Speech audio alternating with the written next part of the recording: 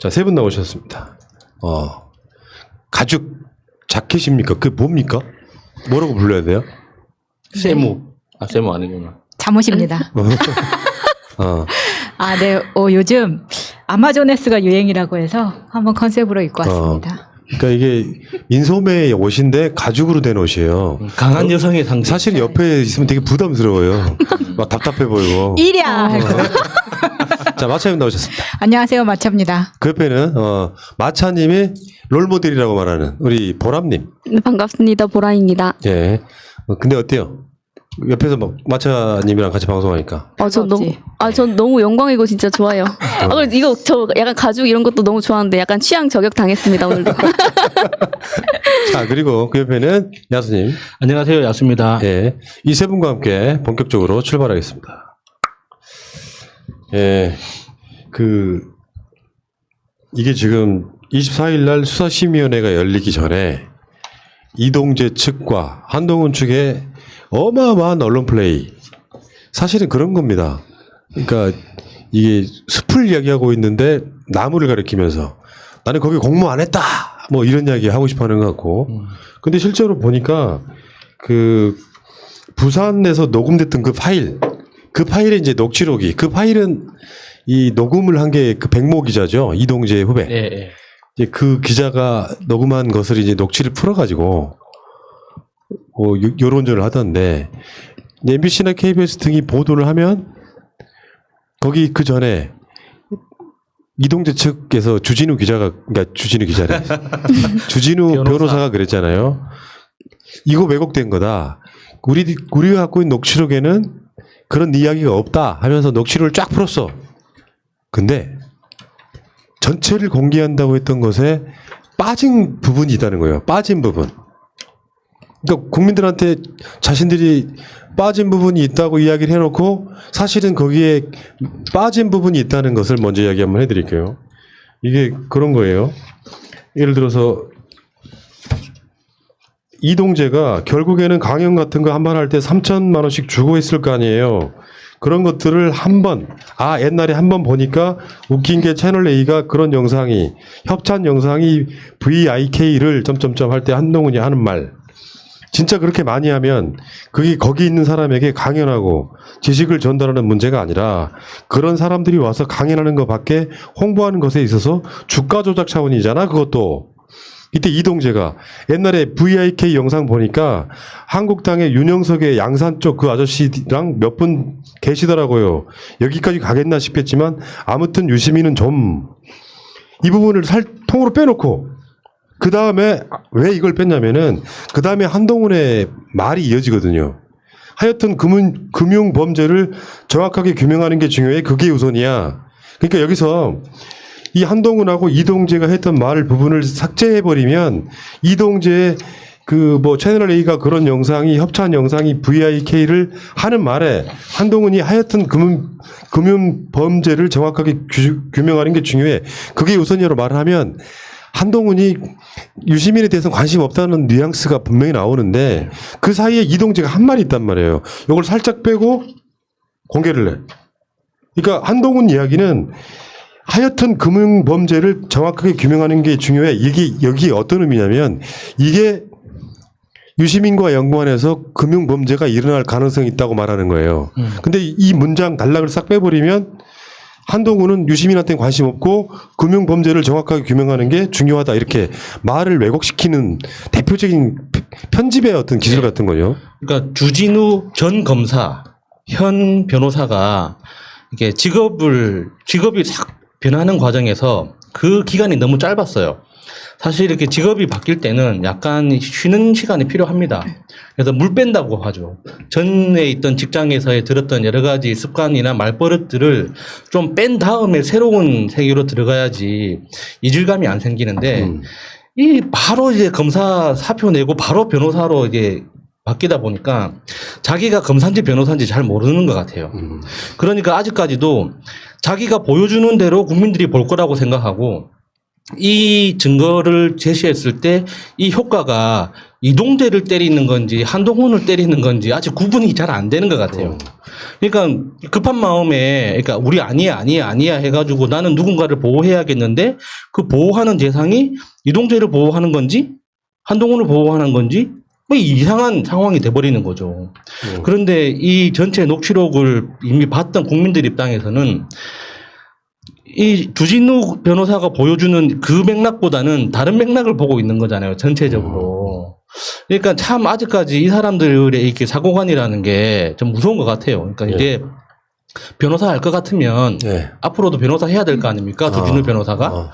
그러니까 한 6개월이나 1년 정도 쉬었다가 좀 민간인 물을 담뿍 담고 이제 다시 하는 게 어떨까 싶네요. 그러니까 여기 지금 이 논란은 뭐냐면 유시민이 3천만 원 받은 것보다 주가 조작에 가담한 게 밝히는 게 먼저다 이런 뉘앙스가 있는데 이걸 살짝 빼버렸다는 이야기예요. 그러면서 하여튼 금융범죄를 정확하게 규명하는 게 중요해. 그게 우선이 하면서 이동재 말과 그러니까 한동훈의 말이 한텀 건너뛰면서 이동재 전에 있던 그 다른 이야기를 한동훈이 금융범죄를 정확하게 규명하는 게 중요해. 이렇게 말아버리는 이런 굉장히 놀라운 조작의 스킬을 지금 보여주고 있다 이런 논란이 있고요. 아니 근데 조작을 왜 하나요? 꼴리니까 하는 거잖아요. 저는 이게 진짜 중요하다고 생각하거든요. 편집 없이 원본 그대로라고 거짓말까지 한 이유는 이게 중요하기 때문에 지웠다. 완전히 약점을 잡혔다고 생각합니다. 이거. 그러니까 얘네들은 거짓말이 일상입니다. 한동훈 그랬잖아. 그런 녹취나 이런 게 있을 턱이 없다. 그걸 이동재랑 대화를 나눈 적이 없다고 이야기했었잖아요. 3월 31일 날 MBC 보도 전 나왔을 때. 네. 그래 놓고 나서 지금에 와서는 지금 이게 까였잖아. 그럼 나는 이 부분에서는 명백하게 이 한동훈 자체의 범죄가 저는 성립된다고 보는 거예요. 난 절대 그런 적 없다고 주장을 하다가 이게 나와. 그러면 이제 지금 제가 드리고 싶은 말씀 다시 한번 말씀드리면 이게 디테일의 함정이다. 아까 말한 숲을 보고 나무를 본다는 개념인데 여기에 보면은 얘가 어떤 방식으로 왜 그걸 공개를 했냐면 주진우 변호사가 전체 중에 그 이야기 한 것은 20% 정도밖에 안 된다. 그러니까 중요한 의제가 아니었다고 말하고 싶은 거예요. 근데 다 공개하려고 보니까 한동훈과 그 이동재가 서로 공모한 뉘앙스가 풍기는 것들이 몇 개 있거든요. 그것들을 교묘하게 생략하면서 자, 왜곡시키지 않고 전체 다 공개할게 말하는 게 대국민 사기를 치는 거지 않습니까? 그러니까 주진우 검사 출신 변호사나 한동훈이나 거짓말에 몸에 배어있는 자들인데 숲을 봐야 된다는 말은 이 전체적인 녹취록 안에 어떤 말을 했냐 안 했냐 그리고 여기서 핵심 중에 하나가 사실 한동훈은 그거 유시민을 아무것도 아니라고 했다는 뉘앙스로 그 조작 사건에 가담을 안 했다는 말을 하고 싶어 하다 보니까 요걸 지금 삭제하게 됐는데 전체적으로 봤을 때는 전체 모든 대화의 맥락은 처음 한 이야기가 아니잖아. 그러니까 이게 주진우 변호사가 정말 불쾌한 게, 그러니까 우리가 어떤 공모의 의도나 실행의 의지를 확인할 때 대화 전체적으로 나는 그걸 하고 말 테야, 나는 해낼 거야, 나는 무조건 저 사람을 해칠 거야, 계속 반복적으로 이야기하는 게 아니잖아요. 그러니까 그 전 상황을 하나를 두고 그 전후 상황에 따라서 기승전결이라는 그런 표현을 쓸 수가 있는 건데 어떤 핵심적인 맥락에서 그렇지 해야지 라는 그 한마디가 결정적인 단서가 되는 거거든요. 그러니까 보통 범죄자들이 증거인멸을 하려고 할 때 그 대화 전체를 지우려고 하는 게 아니에요. 결정적인 단서가 되는 그 한마디를 지우거나 그 들은 사람을 압박하기 위해서 그 못 들었다고 증언하도록 압박하기 위해서 여러 가지 조작을 하는 거지 그 대화 전체가 없었다는 것처럼 하는 게 아니거든요. 그런데 지금 주진우 변호사는 대화 전체 맥락에서 100마디 중에 한마디밖에 없는데 그게 어떻게 증거가 되냐. 근데 저희들이 수사할 때는 그렇게 안 하거든요. 아니요, 수사할 때는 그 한마디를 찾아내는 거거든요. 강남 빌딩 보고 지나가면서도 그거 가지고 재벌되고 싶다는 그렇지. 정경심의 꿈을 건물주. 그렇게 재벌이 아니고 건물주. 네. 건물주. 그거 가지고도 그렇게 한 사람들이 자기는 너무 아전인수격으로 해석을 하잖아요. 근데 여기에서 잠시 우리가 이게 주진우 기자가 변호사도 해요? 라는 지금 채팅이 올라와서 잠시 주진우 변호사에 대한 성분 분석을 잠시 하고 가도록 하겠습니다. 주진우도 알아줬어요? 말씀 수첩이다. 와. 인간은 화학자 마차. 아니 별거는 없는데 별거 없어가지고 제가 시간 낭비를 너무 많이 했어요. 자, 주진우 검사는 1975년 5월 25일생이고 혹시 부끄러움이 많은 변호사는 아니죠? 그렇지 않습니다. 그리고 쌍둥이 자리입니다. 굉장히 중요한 정보다. 네, 저랑 맞지 않다는 이야기를 드리고 싶고요. 부산 대연고 그리고 서울대 법대를 나왔고 연수원 31기인데 연수원 31기 동기들이 되게 재밌습니다. 김한규 우리 이번에 강남에 예. 출마했던 출마했다가 그리고 낙선한. 송호창 전 의원, 동작의 이수진 의원 그리고 황희석 의원 이렇게가 31기 연수원 동기예요. 나이 차이가 좀 나잖아요. 저는 잘못된 건가 하고 계속 찾아봤는데 이런 이유 때문에 우병우가 좀 예뻐하지 않았나. 비슷한 소년급 되게 빨리 된 편이거든요. 75년생인데. 재학 중에. 네. 근데 그래서 우병우 민정수석실 행정관으로 2014년부터 2017년 2월까지 근무를 하고 원래는 검찰이 청와대 같은 데에 법적으로 근무를 못 하게 되니까 사직을 하고 가거든요. 그거 다시 근데 복직을 하죠. 네, 다시 복직을 하는데 도대체 어떤 공무원이 복직을 시켜줍니까? 이런 식으로? 저는 되게 웃기더라고요. 검사만 그래요? 네, 검사만 그렇다.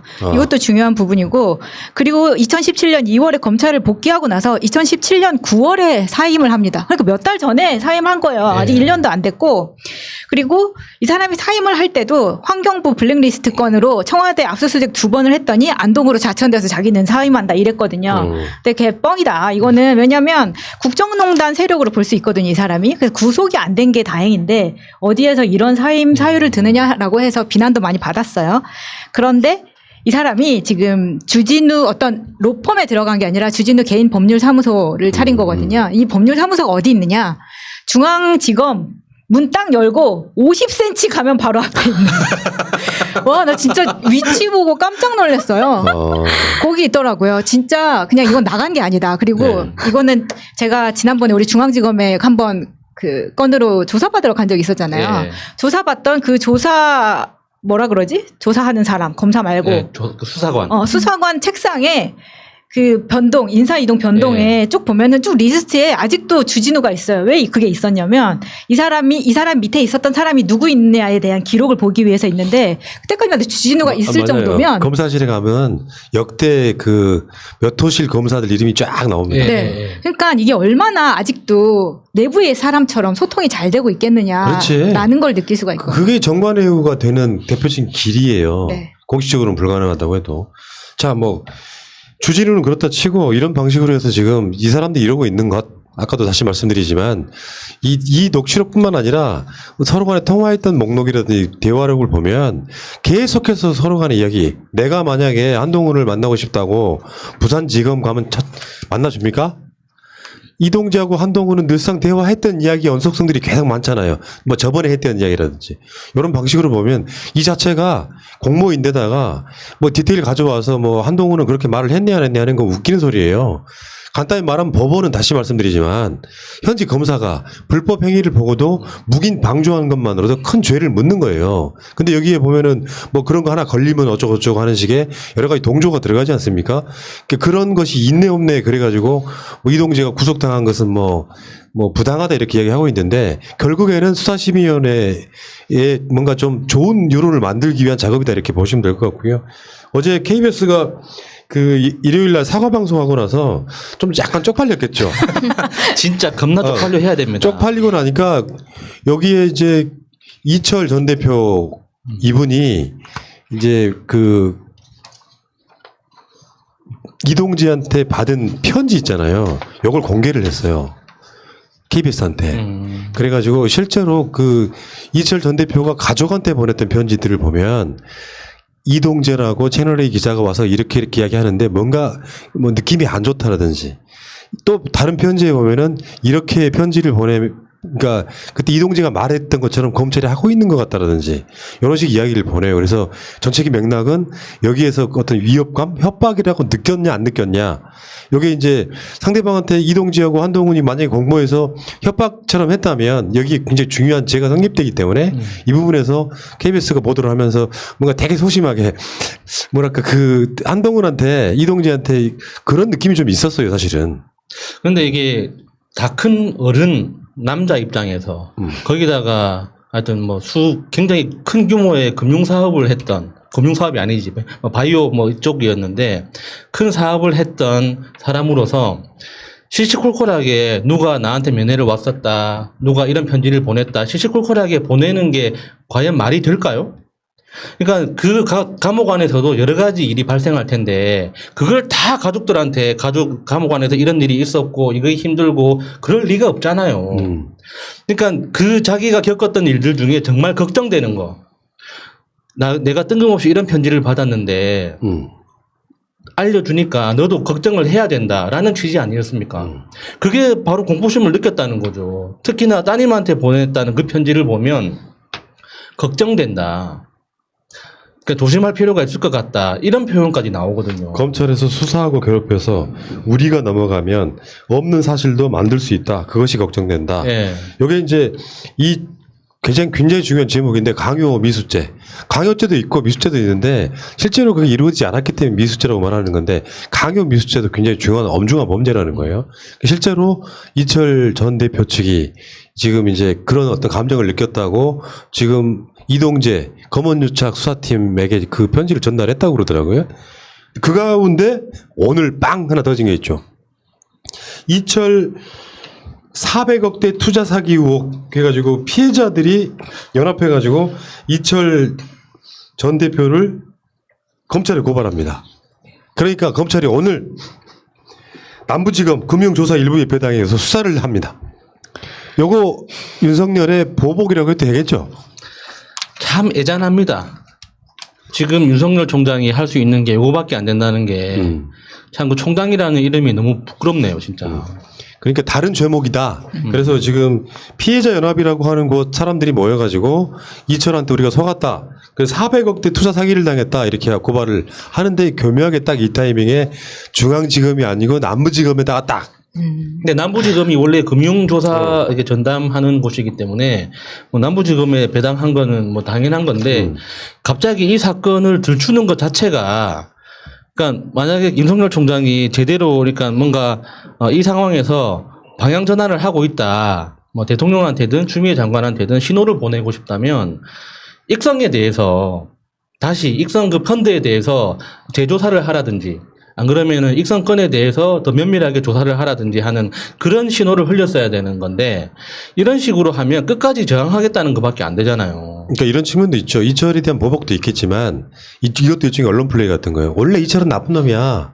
그래서 지금 또 고발당하고 여기에 이철 자체가 나쁜 놈이야만 이철이 폭로했던 사건이 뭔가 그런 경우 되게 많잖아. 그 사람 사기 전권인 사람이야. 그 사람 말을 어떻게 믿어? 한명숙 총리 건에서도 거기에 그 상황들을 한만원 씨로부터 들었던 사람들이 다 범죄 저지른 사람들일 거 아니에요. 그 얘들은 다 범죄자들인데 범죄자들 말을 어떻게 믿어? 이 논리로 몰고 가고 싶어하는 그런 측면이 있는 거죠. 그리고 이 피해자 연합 자체도 의심해봐야 되는 거 아닌가요? 이 사람들은 누구한테 연락받아서 피해자끼리 모였나? 그리고 거기에 이 사람들이 고용한 변호사의 성분도 분석해봐야 된다고 봅니다. 그러니까 저는 왜 사준모가 생각이 났을까요? 아 그냥 생각이 났다고. 그거 생각하지 마. 사법시험 그 준비하는 모임은 그 사람들은 철학자들이에요.